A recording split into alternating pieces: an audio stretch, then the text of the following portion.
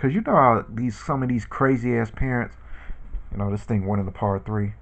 But you know how some of these crazy ass parents be having a infant son standing right on the ledge, like right above the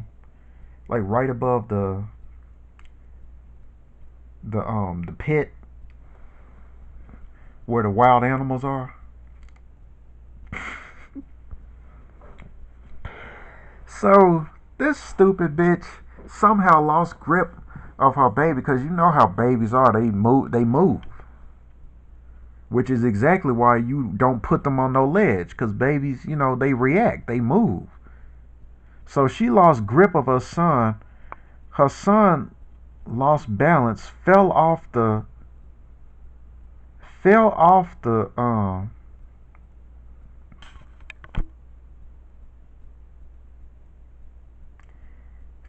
ledge.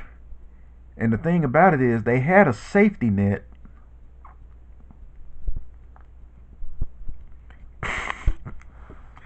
It's fucked up because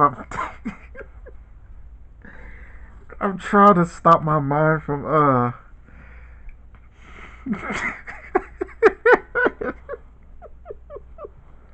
not funny. It's not funny. Oh Jesus Christ. Let me just get to what happened. So he falls on the safety net, but he's such a little munchkin.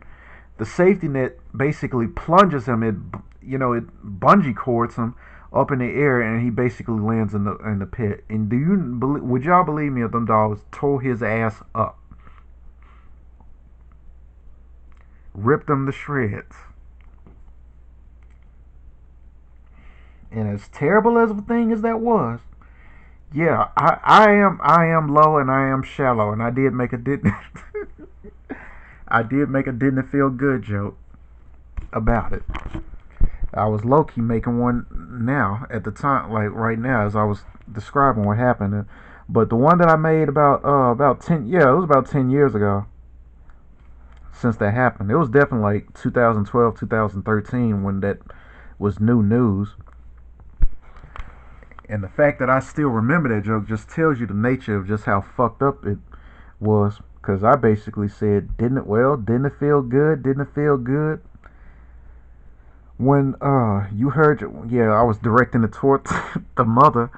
When you heard your son's bones crunch as the African wild dogs bit, chewed, and munched the way they should.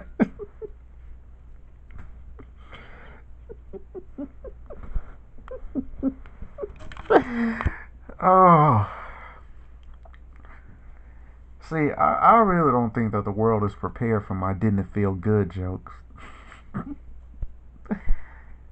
But I just use that to provide example as far as the nature of how it works.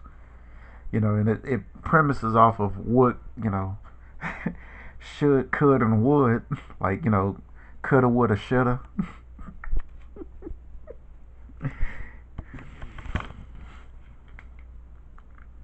They are disgusting jokes, and I do have a very dark sense of humor.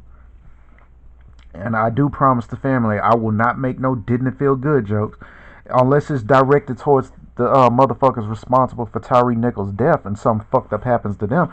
Oh, I'm damn sure gonna make a didn't it feel good joke for them motherfuckers. Oh yeah, for the Scorpion unit, for that cocksucker C.J. Davis, most deaf. For that cocksucker Jim Strickland, most deaf. I wish nothing but evil tidings on these motherfuckers. Because all they're doing is continuing a fucked up lineage that has always plagued Memphis society. And we got motherfuckers who ain't even from Memphis continuing this bullshit. Motherfuckers like C.J. Davis. It's motherfuckers like her that are dying. I mean, that are causing Tyre Nichols to die on her watch. Not to mention that police officer who got shot at that public library in, mind you, East Memphis, dying on her or potentially dying on her watch. You ain't safe. You need to get out while you can. And this is exactly why. Even with all the dreams that I be having about going back to Memphis to visit,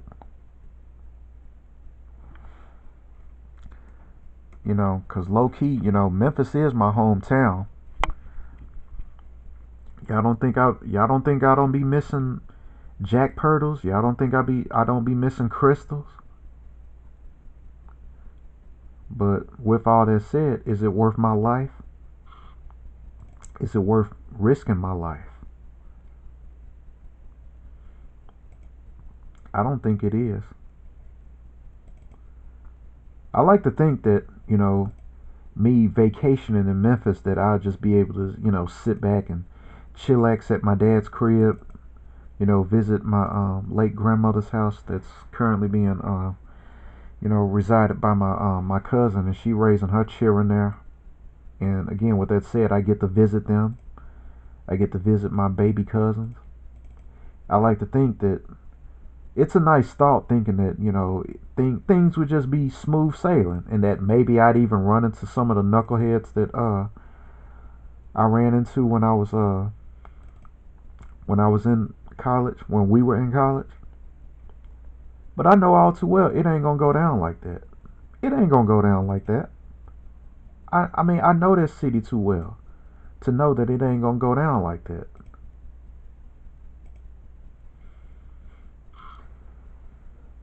And I'm not even talking about the strumpets. I'm talking about, like, the few females that I was actually trying to do right by.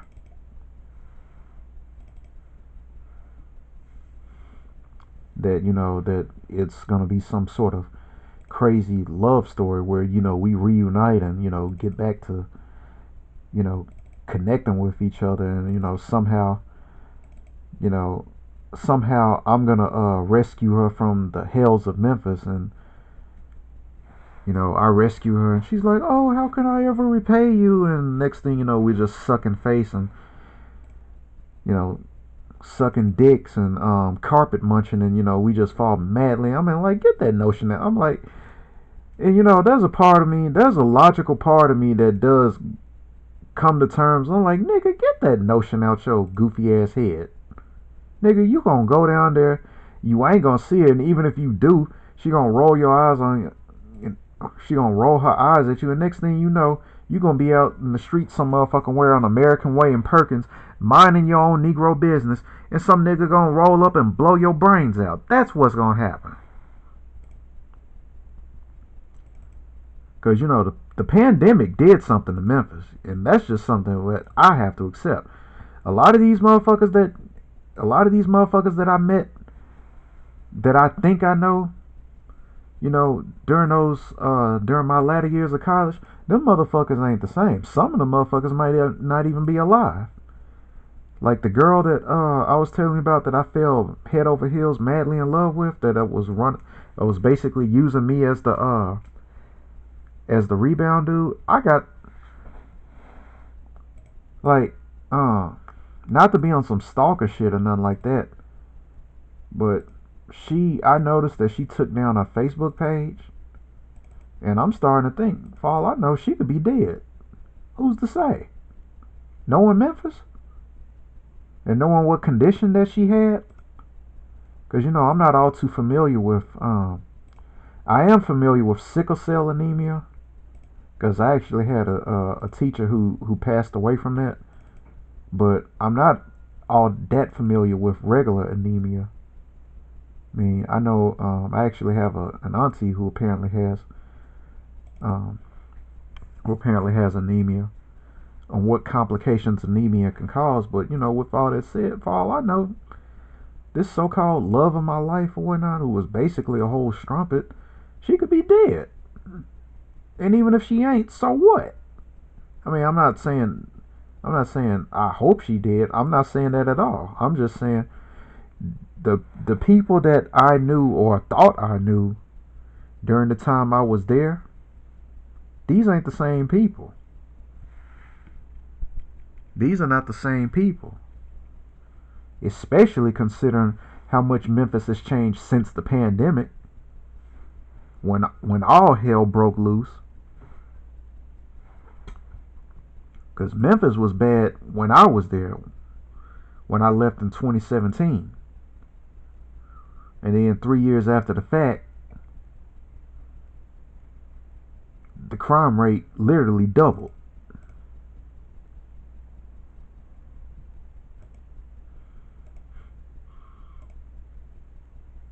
So it's logic. My heart is telling me go back to Memphis, go see, go on this goofy ass quest that will most likely get my brains knocked out my skull.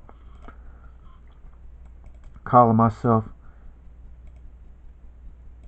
hoping in my heart that I run into one of these goofy broads who at the end of the day ain't fucking with a nigga like that. No one ain't fucking with me like that. And logic is now knocking me upside the head saying it's time to let these motherfuckers go. You ran out of Memphis like a Syrian refugee, right? You escaped out of Memphis the same way the Israelites escaped out of Egypt out of Pharaoh's rule. And now you're talking about going back. Make that make sense. You left Memphis, you need to leave everything that came with Memphis. Fuck them niggas. And what happened to Tyre Nichols is prime proof why we left Memphis. All the PTSD that I got from Memphis and had to recover just being here. And one thing that stood out to me when they were describing, what Tyre Nichols liked to do was the fact that he would go to Shelby Farms. I know why he would do that. I know why he did that. Because I used to go to Shelby Farms. I was never no skateboard nigga, but I would go to Shelby Farms. I go there to fish, to walk the tracks. Regret the fact and sulk about the fact that I ain't got a female on my side to because, like I said, Memphis females don't really do that kind of stuff unless they're white or something. Not to say nothing against white folks, I'm just saying, but it is a different dynamic. It is a different culture down there. Which is why, to this day, you probably ain't gonna see too many interracial couples like that down in Memphis.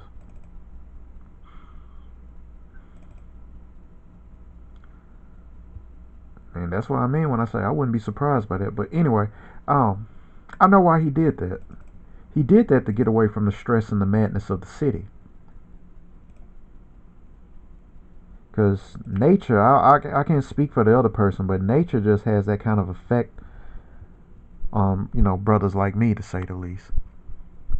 Because that's what I did. I would go to, and it was like a getaway. It was almost like a summer camp to a more or less extent, or whenever I felt like going there, whether it was summer or not. Except I'm the only person there for the most part, unless there was some other people there that I really didn't go there with. I remember one time I was fishing in the summer. The year I left, I was fishing there, and there was some kids around, and we were just fishing for bass. So it's a getaway from all the madness and all of the chaos of that crazy ass city.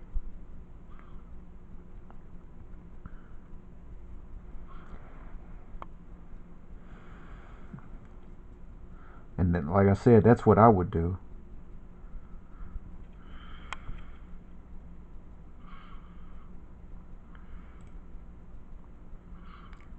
So, I just think it's sad that, him being, like I said, by the community standards, a cornball and a goofball, even he wasn't spared. Even he wasn't spared. He wasn't spared from the wrath of the community. Even though y'all probably would have called the police officer lame too, dealing with a Pillsbury biscuit, a bad body ass busted Pillsbury, a busted Pillsbury biscuit can body ass white female. Y'all would have called him a lame too. In y'all's eyes, this was basically a lame killing another lame, fighting over bottom shelf Becky.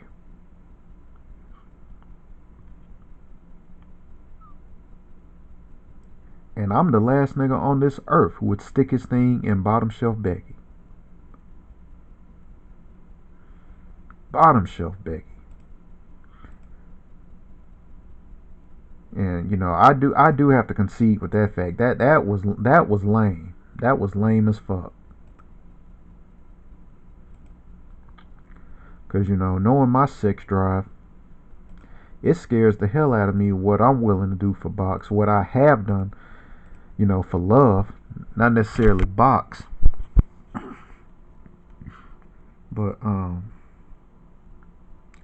my thing is, if I'm gonna be dying for some coochie, I'm gonna at least need that coochie to be bad. I'm gonna need it to be bad. And I've run into my share of baddies. And I don't think I'm ready to just die over no coochie, because like I said, I've turned down some bad coochie. Not just from some mulatto, regular black girls.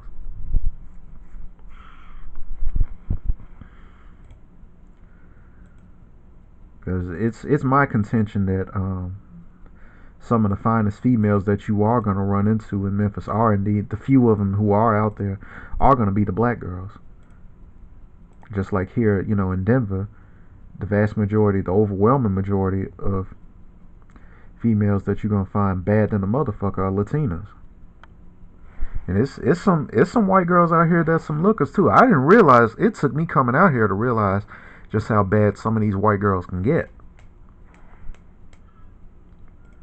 But I still keep my head on the swivel because, like I said, it's Denver. And Denver doesn't necessarily play by a different book of rules, but they say that Denver's been rated like the worst place in the country to date. And having been here as long as I have, I finally see why. I'm not gonna go into that in this video, but I finally see why. And Memphis ain't too far around. Memphis ain't exactly what I would consider a dating city. For the very reason as far as what caused this whole incident between Tyre Nichols and these 5 police officers in the first place. I mean, now that I'm thinking about it, you just think of the cowardice, the level of cowardice that you have to have 5 police officers, like, weighing in at 200 to 300 pounds, jumping and stomping this dude out like he a whole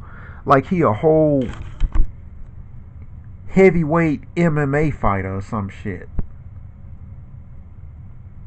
And Tyre Nichols had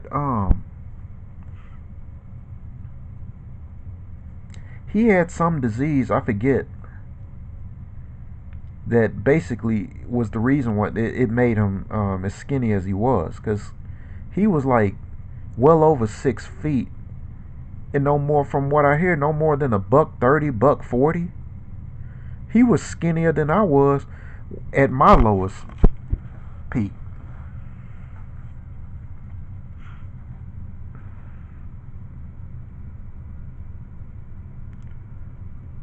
And they beat the brakes off of him like that.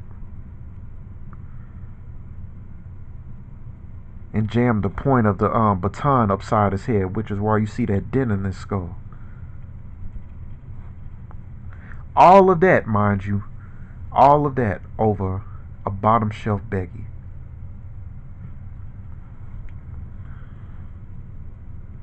Pathetic. It was pathetic. It was cowardly. It was disgusting. It was Memphis. Let's just call it. It was Memphis. That's the nature. That's just the nature of that crazy ass city. City that I had to run up out of. A city that I do not trust. I will not entrust the safety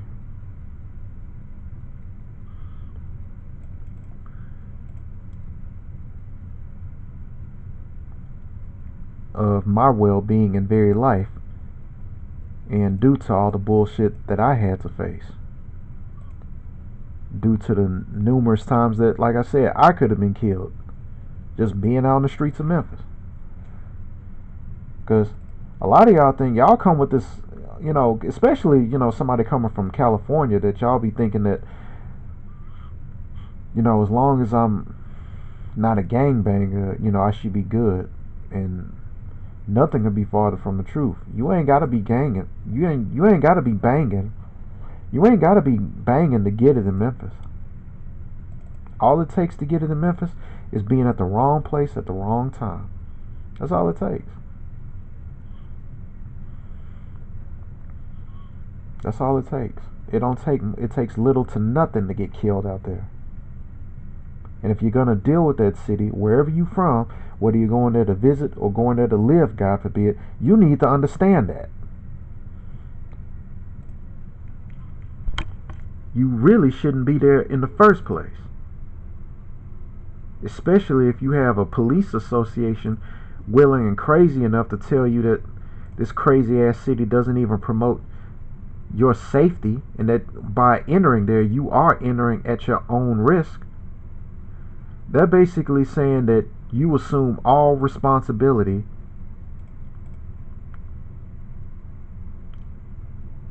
basically for your well-being.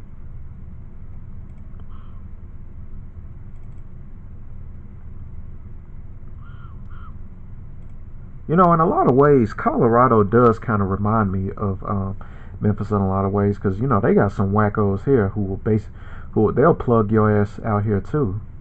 That's why I just stay in my lane. I got way too much going on. But since I've been out here, I've seen things and I've heard stories, especially apparently like with the teenagers.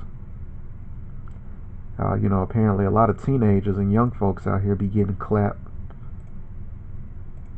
Got the wrong folks in their circle.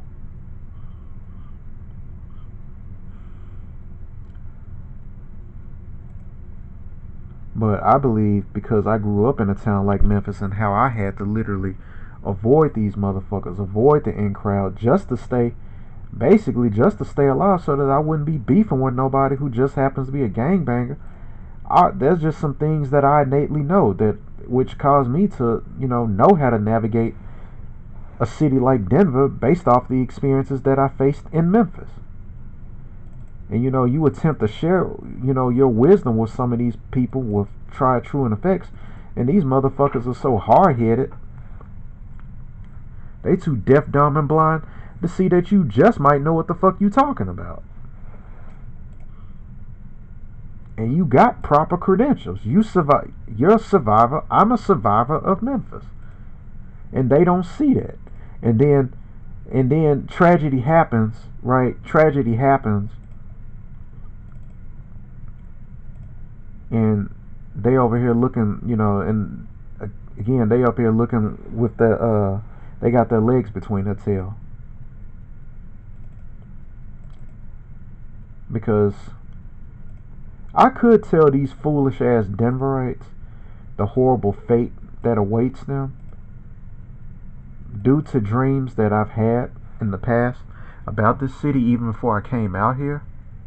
I could tell them that, but it would be a waste of time, because I know these motherfuckers are hard-headed. They're as hard-headed as the goddamn Memphians are. And a lot of these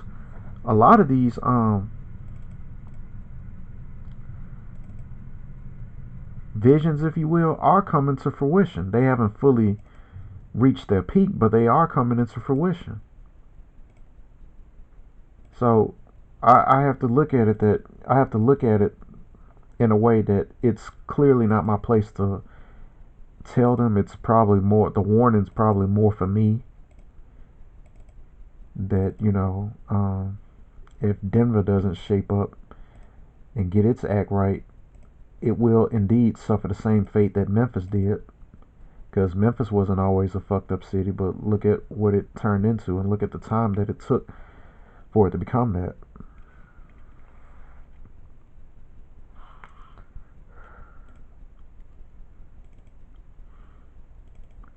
And I, like I said, I see a lot. Since I've been here, I've seen a lot of Memphis in Denver, and that's not a good thing. That's not a good thing at all. But like I said, you think I can convince, you think I can tell this to this Denverite, this hard-headed, stiff-necked, stubborn-ass Denverite who thinks he knows everything, yet doesn't contribute nearly as much to the very economy that he grew up in as I do, an expat,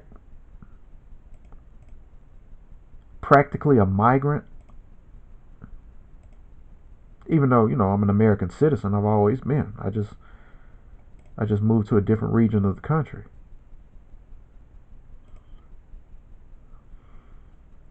I just think of all the complaints that they make about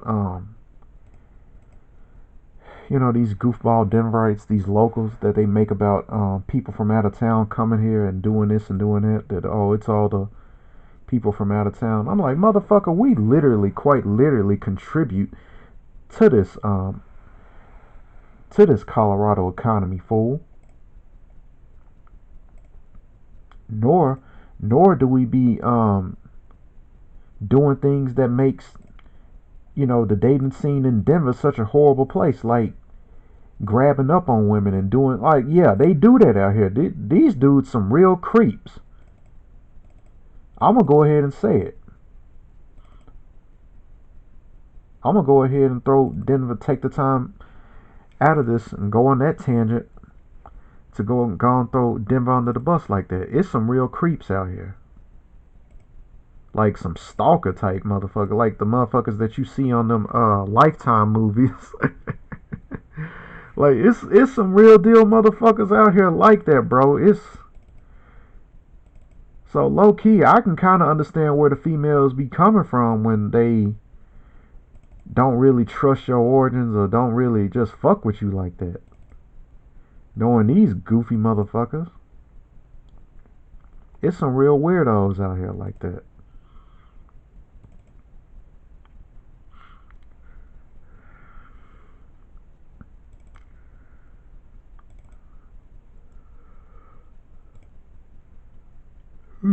Yeah. And people who are not equipped and not attuned to the fact that it's only a matter of time before the corruption and the rot of this city sets in, and this place will be utterly doomed. And I don't think there's anything any of us can do about it. Because, like I said, just because I have visions about, things of the future and whatnot, not to say I'm on some clairvoyant shit, it doesn't mean that I can change it. It just means I'm being forewarned of it. Like I said, it just tells me, to do what I need to do and do it with the quickness. So by the time, the rot fully sets in, I'll be once again having my baggage set for exile. Whether that exile is to another part of Denver County or out of the country, because I'm trying to get out of the country. Because I actually ran into this buddy of mine, and we were just talking about how, with all these mass shootings and police brutality and all this other goofy shit going on in this country, just how haywire, the country's becoming, and how it's only a matter of time. Yeah, I heard about this goofy ass law they passed in Illinois that basically is enabling criminals, like criminals basically can pretty much, they have to like do some hard, like some real crime, like first degree murder. But if it's second degree murder, they'll let them go. And anything less than second degree murder, they'll basically let them go. What you think that's gonna do?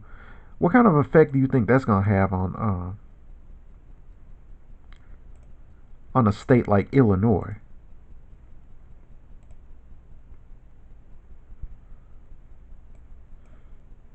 You know, a state that's already got serious problems in that town known as Chicago, Chirac.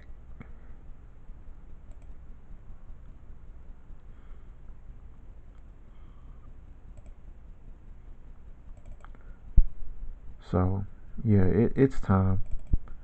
It's time, and you know, this whole, the purpose of this video just served to let people know that, you know, and people used to tell me to get out of Memphis, and I didn't know where they were coming from. I didn't understand what they were talking about, but I damn sure do now. And you know, and I see why, and this is the proof why. Like I said, what happened to Cleota, I mean not Cleota, what happened to Eliza Fletcher is proof why. What happened to Tyre Nichols is proof why. And I'm here to say, not just to the city of Memphis, not just to the Memphis Police Department, to the entirety and the culture of the entirety of that culture and that city as a whole. You failed these people. These people entrusted you with their very lives and contributed to that society. Was willing to move in Tyre Nichols' case, because I'm pretty sure Eliza Fletcher was just a native of Memphis. I'm sure she was. People who were willing to relocate to Memphis all the way from California and trusted their safety and lives, and you killed them. You did what you do best. You didn't disappoint. You killed them. So who better? Who better to give an evaluation of all of this than somebody looking from afar as Memphis makes a whole ass of itself for the entirety of the world to see? The entirety of the world, not just the nation, not just national news, international news, global news. Who better to critique all of this than an ex-Memphian himself, who had to survive that bullshit and all the bullshit within for 27 years, from 1990 to 2017. You best believe it, motherfucker. And now I'll get off, and I'll catch y'all in the next vid. I'm out. Who better